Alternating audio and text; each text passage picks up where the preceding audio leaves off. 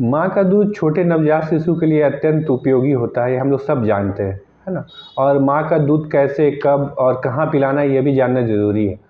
माँ का दूध जो है बच्चे के लिए अमृत के समान होता है और लोग बोलते हैं गर्मी का दिन आ गया है, क्या माँ के दूध के अलावा भी पानी पिलाना है? ये सब कुछ महत्वपूर्ण बातें हैं। तो सबसे पहले है ये कि माँ के दूध में जो है सब कुछ होता है, पानी भी एडिक्वेट अमाउंट में होता है। गर्मी में उसी हिसाब से पानी माँ के दूध में आता है जितने बच्चे को रिक्वायरमेंट है। अलग से पानी हम लोग इसलिए देने के लिए मना करते हैं क्योंकि बच्चे का एब्डोमेन का कैपेसिटी बहुत छोटा होता है, बच्चे का पेट ना। अलग से हम उसको पानी पिलाएँगे तो जो एनर्जी दूध के थ्रू जाना चाहिए वो पानी उसका वहाँ पे भर जाएगा।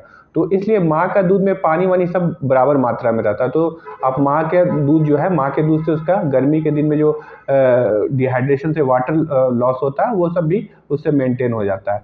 दूसरा अब है क्या कि कैसे पिलाना है बच्चे को। छोटा बच्चा होता है तो जितना अधिक माँ का दूध बच्चा पिएगा उतना अच्छा माँ और बच्चे के बीच बॉन्डिंग बनेगा। दूसरा हम लोग को ना जैसे फार्मूला फीड अवॉइड करना है।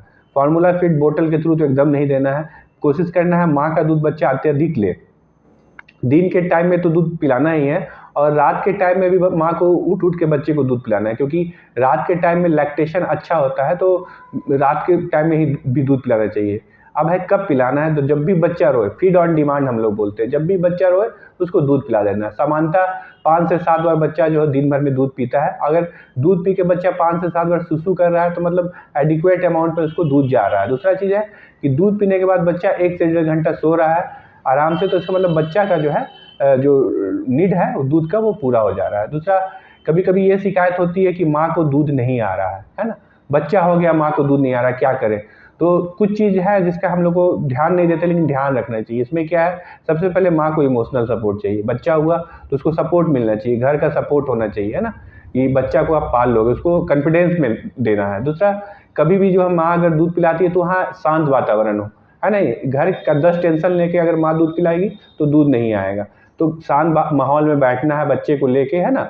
और बच्चे को हमेशा थोड़ा-सा सेमी इंक्लाइन पोजीशन में रख के छाती से लगाना है ना?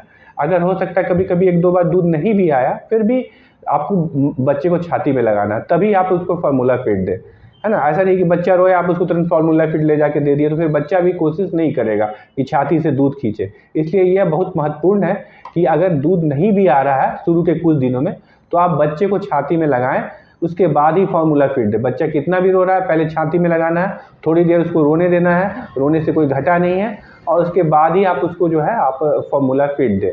ऐसा करने से आपको माँ को दूध आ जाएगा। दूसरा आहार, माँ के आहार पे विशेष ध्यान देना, है ना? माँ जितना पौष्टिक आहार लेगी, आराम करेगी, है ना? टेंशन फ्री रहेगी, दूध आने की संभावना उतनी अधिक है। दूसरा आप अगर उसके बाद भी दूध नहीं आ रहा है तो आप गायनेकोलॉजिस्ट ऑब्स्टेट्रिशियन से राय ले सकते हैं इस विषय पे। देखिए पौष्टिक में जो है कितना न्यूट्रिशियस चीज़ है, ड्राई फ्रूट हो गया, है ना?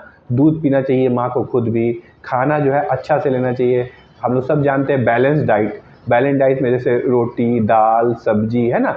में थोड़ा घी डाल दिए, है ना? और फ्रूट्स ले लिए, ड्राई फ्रूट ले लिए, तो ये बैलेंस डाइट है। अगर कोई नॉन वेजिटेरियन है तो अंडा ले रहे हैं, ये सब बैलेंस डाइट में आता है। मतलब ओवरऑल माँ को जो है बैलेंस डाइट देना, एक समूचा बैलेंस डाइट, है ना? तो जो है दूध आने की संभावना